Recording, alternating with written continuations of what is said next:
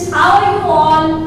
So most welcome to my channel, and today we are going to start a new topic, that of class 10 ICSE board periodic trends. Periodic trends यानी it is a continuation of periodic table जो हम लोगों ने class 9 में सीखा था, उसके videos भी हैं।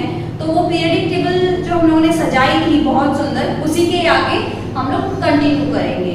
तो हम लोग कंटिन्यू करने से पहले मैं सबसे पहले एक बात बोलना चाहती हूँ कि अगर आपको वीडियोस अच्छे लग रहे हैं तो प्लीज इस वीडियो को आप शेयर करो अपने फ्रेंड्स के साथ। ये चैनल को आप लोग सब्सक्राइब करो अगर आप फर्स्ट टाइम देख रहे हो, और बेल आइकन क्लिक करो ताकि आपको नोटिफिकेशन आता रहे मेरे एवरी वीडियोस में। और आपके कमेंट्स तो बहुत जरूरी है फॉर क्या आपको वीडियोस की डिमांड है, कि आपको वीडियोस चाहिए, और मेरी मोटिवेशन के लिए कि आपको वीडियोस पसंद आ रही है। तो let's start our today's topic periodic trends. Periodic trends का मतलब पीरियडिक टेबल जो हम लोगों ने सजाई थी, किसके हेल्प से सजाई थी? डोवेडेनर सबसे पहले, उसके बाद उन्होंने हट के न्यूलैंड आए थे, न्यूलैंड के बाद मेंडलीव सजाए थे। तो एक के बाद एक करते करते model periodic table finally we have formed. So today we are going to start periodic trends. तो पीरियडिक ट्रेंड्स हम लोग स्टार्ट करते हैं। पीरियडिक ट्रेंड्स का मतलब किस तरह से atomic size, metallic character, ionisation enthalpy, electron gain enthalpy, electronegativity, एकदम नए नए टर्म्स है तो सुन के घबराओ मत। ये सारे जो टर्म्स है उस पीरियडिक टेबल में किस तरह से फॉलो कर रही है। जैसे हम लोग बोलते हैं अभी ट्रेंड चल रहा है, अभी क्या ट्रेंड चल रहा है कि सब लोगों का ट्रेंड चल रहा है ये बोलने का कि ये मैं हूँ, ये आप हो, और यहाँ पार्टी हो रही है, करेक्ट? ये भी ट्रेंड चल रहा है कि नहीं चल रहा है? तो इसी को हम लोग बोलते हैं ट्रेंड जो चलता है। तो एक पीरियडिक टेबल में एटॉमिक साइज किस तरह से चलता है, ग्रुप वाइज किस तरह से मूव होगा, पीरियड वाइज साइज किस तरह से जाएगी, मेटालिक कैरेक्टर क्या होगी।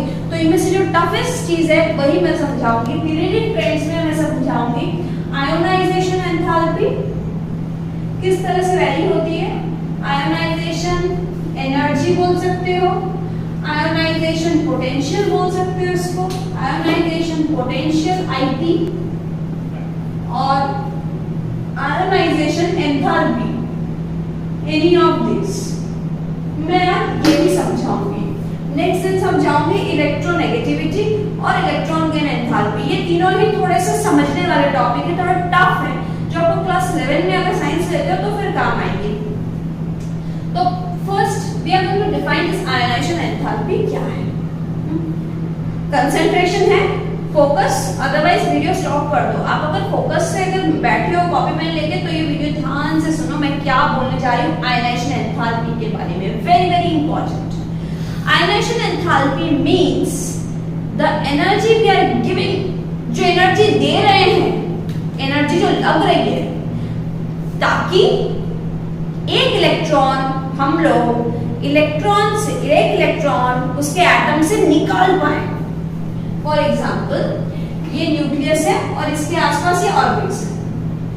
मान लो 2,1, ये किसका है? 2,1 लिथियम का बनाए हैं, लिथियम के तो 3 इलेक्ट्रॉन। तो लिथियम में हम लोग बाहर से कितनी एनर्जी देंगे ताकि हम लोग इसका वैलेंस इलेक्ट्रॉन, वैलेंस ऑर्बिट में से एक इलेक्ट्रॉन निकाल लें, लास्ट शेल से एक इलेक्ट्रॉन इजेक्ट कर लें। तो एक इलेक्ट्रॉन को निकालने में एनर्जी लगती है। तो एनर्जी क्या लग रही है? Energy required to take out this electron, to remove this electron, to eject this electron and form. एक इलेक्ट्रॉन निकल जाएगा तो -1, अगर माइनस करेंगे तो क्या बन जाएगा? It will become a positive cation. तो ये फाइनल जो बनेगा लिथियम प्लस बन जाएगा। सिर्फ 2 इलेक्ट्रॉन, लिथियम प्लस, एक इलेक्ट्रॉन नहीं है। तो लिथियम के पास 3 इलेक्ट्रॉन थे, उसमें से एक इलेक्ट्रॉन हम लोगों ने इजेक्ट कर लिया, निकाल लिया एनर्जी दे के, और ये लिथियम बन गया लिथियम +1। करेक्ट? एक इलेक्ट्रॉन निकाल लिए तो इसके पास अब सिर्फ 2 इलेक्ट्रॉन बच गए। तो ये प्रोसेस समझ में आया। इस प्रोसेस में जो एनर्जी लगती है उसको हम लोग बोलते हैं आयोनाइजेशन एनर्जी।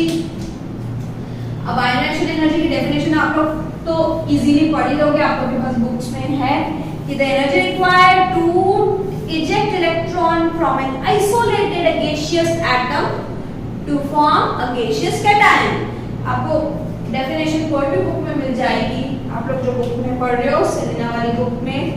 क्या दलाल पब्लिकेशन वाली में, कि मेन की पॉइंट्स में लिखा रही हूँ कि एनर्जी रिक्वायर्ड क्यों, टू टेक आउट इलेक्ट्रॉन, कहां से, फ्रॉम आइसोलेटेड गैसियस एटम, और क्या बनेगा, to form positive cation, positive cation बन जाएगा। तो इसमें जो एनर्जी लग रही है उसी को आयनाइजेशन एनर्जी बोल रहे हैं। अब क्वेश्चन है कि किसको एनर्जी ज्यादा लगती है, किसको एनर्जी कम लगती है, किसको एनर्जी कम लगेगी, किसको ज्यादा लगेगी। सोच लीजिए कि लिथियम है, अभी जो हम लोगों ने बनाया था 2,1, तो लिथियम तो चाहता ही है कि मेरा एक इलेक्ट्रॉन निकल जाए और डुप्लेट बन जाए, तो लिथियम तो चाहता है कोई इलेक्ट्रॉन लेके चला जाए, तो लिथियम एनर्जी कैसे लगेगी, कम। Yes, ionization energy is very less because it want to remove this electron to form duplet stability. And similarly chlorine 17 2,8,7 जिसका कॉन्फ़िगरेशन है 287। क्या ये क्लोरीन चाहता है कि एक इलेक्ट्रॉन निकाले? कभी नहीं। ये क्लोरीन क्या चाहता है? क्लोरीन चाहता है इलेक्ट्रॉन मिल जाए, कहीं से मुझे एक इलेक्ट्रॉन मिल जाए तो वो ऑक्टेट बन जाए। वो एक इलेक्ट्रॉन रिमूव क्यों करना चाहेगा? रिमूव करके तो और अनस्टेबल बन जाएगा और एक इलेक्ट्रॉन गेन करके स्टेबल बन जाएगा। तो क्लोरीन में आयनाइजेशन एंथैल्पी बहुत ज्यादा है, बहुत ज्यादा, एनर्जी बहुत ज्यादा है। नोबल गैस, नियॉन, आर्गन, किसी में, ठीक है, 2 जिसमें लास्ट में 8 पे खत्म हो रहा है, ये लोग तो कभी इलेक्ट्रॉन ना देंगे ना निकालेंगे। तो इसमें एनर्जी कितनी लगेगी, कितनी एनर्जी निकलेगी? इसको इसमें से इलेक्ट्रॉन निकालने में काफी ज्यादा, very high energy required to remove this. तो ये किस्सा आपको समझ में आया कि एनर्जी सबको सेम नहीं लगती, किसी को एनर्जी ज्यादा लगती है, किसी को एनर्जी कम लगती है। टू रिमूव क्या? To remove electron from valence shell last orbit of the atom.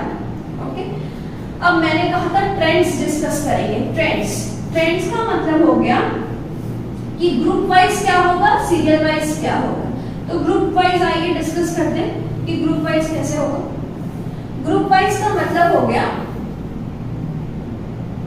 This way, lithium, sodium, potassium, rubidium, caesium. Lithium का है 2 शेल, इसके 3 शेल, इसके 4 शेल, इसके 5 शेल, इसके 6 शेल। तो ये बड़ा होता जा रहा है सीजियम। अब जितना ऑर्बिट बड़ा होगा, जितना बड़ा होगा उतना क्या होगा, इसके सिर्फ 2 ही शेल है, इसके 3 शेल है, इसके 4, तो जितना दूर होगा उसका न्यूक्लियस से लेकर लास्ट इलेक्ट्रॉन का दूरी बढ़ेगी, यानी रेडियस बढ़ेगा। तो जितनी दूरी बढ़ेगी, न्यूक्लियस का जो फोर्स ऑफ अट्रैक्शन है, प्रोटॉन का इलेक्ट्रॉन का जो फोर्स ऑफ अट्रैक्शन है, जितना दूर जा रहा है फोर्स ऑफ अट्रैक्शन कम हो रहा है, इलेक्ट्रॉन उतना ज्यादा प्रोटॉन से अट्रैक्टेड नहीं है, इलेक्ट्रॉन रिमूव करना आसान है। तो डाउन द ग्रुप सीजियम में से जितना अच्छा इलेक्ट्रॉन निकलेगा, लिथियम में उतने अच्छे से इलेक्ट्रॉन नहीं निकलेगा। तो डाउन द ग्रुप क्या होती है, एनर्जी इसको कम लग रही है। Down the group ionisation energy decreases, ये डिक्रीज होता है, इसको एनर्जी कम लग रही है। क्यों? क्योंकि शेल्स इंक्रीज करने पे एटॉमिक साइज जो है बढ़ रही है, और साइज बढ़ने से proton less attracted two electron. तो अगर प्रोटॉन इलेक्ट्रॉन का लेस अट्रैक्शन है, electron can easily be removed, easily remove कर सकते हैं, और इजीली रिमूव कर सकते हैं तो इसकी आयनाइजेशन एंथैल्पी बहुत कम है, इसकी आयनाइजेशन एंथैल्पी बहुत ज्यादा है, क्योंकि इसके 2 ही शेल हैं, प्रोटॉन और इलेक्ट्रॉन बहुत पास में है। इलेक्ट्रॉन हाईली अट्रैक्टेड है प्रोटॉन से, तो लिथियम में निकालना बहुत मुश्किल, सीजियम में निकालना बहुत आसान। तो down the group ionisation enthalpy decreases. दिमाग में घुस गया आपके एकदम? नहीं होगा तो रिवाइंड करो, फिर देखो, फिर नहीं तो समझ में नहीं आया कमेंट सेक्शन में पूछो, दूसरे तरीके से समझाएंगे। ओके, अब आ जाओ नेक्स्ट टॉपिक इसी पर कि पीरियड वाइज क्या होता है। पीरियड वाइज मतलब दिस वे, ठीक है।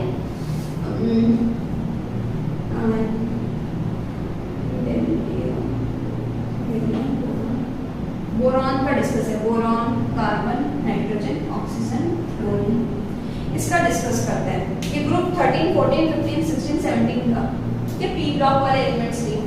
बोरॉन का 5, 6, 7 एटॉमिक नंबर लिख रही हूँ। 5 यानी 2, 3, 2, 4, 2, 5, 2, 6, 2, 7। अब बताओ पीरियड वाइज शेल बड़ा क्या? इसमें भी 2 shell, 2 shell, 2 shell, 2 shell, 2 shell. Shell बड़ा ना, शेल तो नहीं बड़ा, वही 2 शेल। तो रेडियस नहीं बढ़ी अब, लेकिन क्या बढ़ा? उसी शेल में 3 electron, 4 electron, 5 electron, 6 electron, 7 electron. तो इलेक्ट्रॉन बढ़ रहा है यानी साथ साथ प्रोटॉन भी बढ़ रहा है। तो प्रोटॉन बढ़ रहा है यानी न्यूक्लियर चार्ज बढ़ रहा है। तो लेफ्ट टू राइट क्या बढ़ रहा है? न्यूक्लियर चार्ज बढ़ रहा है। न्यूक्लियर चार्ज बढ़ रहा है, और न्यूक्लियर चार्ज बढ़ने के कारण क्या बढ़ रहा है? प्रोटॉन और इलेक्ट्रॉन बहुत अट्रैक्टेड है। Proton is pulling electron towards itself. तो electron more attracted towards proton. Electron और प्रोटॉन का अट्रैक्शन बहुत अच्छा हो रहा है, क्योंकि उधर जा रहा है तो इलेक्ट्रॉन भी बढ़ रहा है, प्रोटॉन भी बढ़ रहा है। उसी शेल में शेल भी नहीं बढ़ रहा है, सेम शेल में प्रोटॉन इलेक्ट्रॉन बढ़ रहा है, अट्रैक्शन बढ़ रहा है। तो यानी इसमें से इलेक्ट्रॉन निकालना बहुत डिफिकल्ट और इसमें से इलेक्ट्रॉन निकालना थोड़ा आसान है। तो लेफ्ट टू राइट क्या है? Ionisation enthalpy increases left to right. तो ये ग्रुप वाइज, ये पीरियड वाइज। तो ग्रुप वाइज क्या होती है? आयनाइजेशन एंथैल्पी कम होती है और पीरियड वाइज आयनाइजेशन एंथैल्पी बढ़ती है। क्यों बढ़ती है? क्योंकि न्यूक्लियर चार्ज बढ़ रहा है, electron is attracted towards proton, electron has very less tendency to remove, so the energy required to remove electron left to right increases. Energy is increased, so ionization energy increases. And down the group, shells increases, radius increases, atomic size increases, proton is less attracted towards electron, force of attraction कम हो जा रही है, electron is loosely bound outside, electron can be removed easily. So ionization enthalpy decreases down the group. तो ये एक छोटा सा topic आज एकदम पूरे अच्छे से कवर कर लो। अपने बुक्स में से सारी लाइन टू लाइन चीज पढ़ लो कि कौन सी लाइन नहीं समझ में आ रही है, क्या हो रहा है, और उसके क्वेश्चंस भी इसके सॉल्व कर लो कि किसकी ज्यादा इलेक्ट्रॉन, किसको ज्यादा एनर्जी लगेगी, किसको कम एनर्जी लगेगी। इससे क्वेश्चन बहुत आते हैं। क्वेश्चन ओरिएंटेड टॉपिक है पूरा। इसमें से क्वेश्चन आएगा इंक्रीजिंग और डिक्रीजिंग ऑर्डर, इंक्रीजिंग और डिक्रीजिंग ऑर्डर पूछता है। इंक्रीजिंग 1 मार्क क्वेश्चन एमसीक्यूज में रहते हैं और 2 मार्क में भी रहता है कि write down the increasing order of the following elements according to the ionisation enthalpy. Increasing order में लिखो, डिक्रीजिंग ऑर्डर में लिखो। तो जितने सॉल्व करोगे इसको उतने ही आपको क्लियर होंगे। तो आज का टॉपिक इतना सा ही, छोटा सा ही, क्लियर करो, समझो, कंसेप्ट अपनी एकदम क्लियर रखो, वीडियोस देखते रहो। तो thank you for watching this video and share this video if you like it.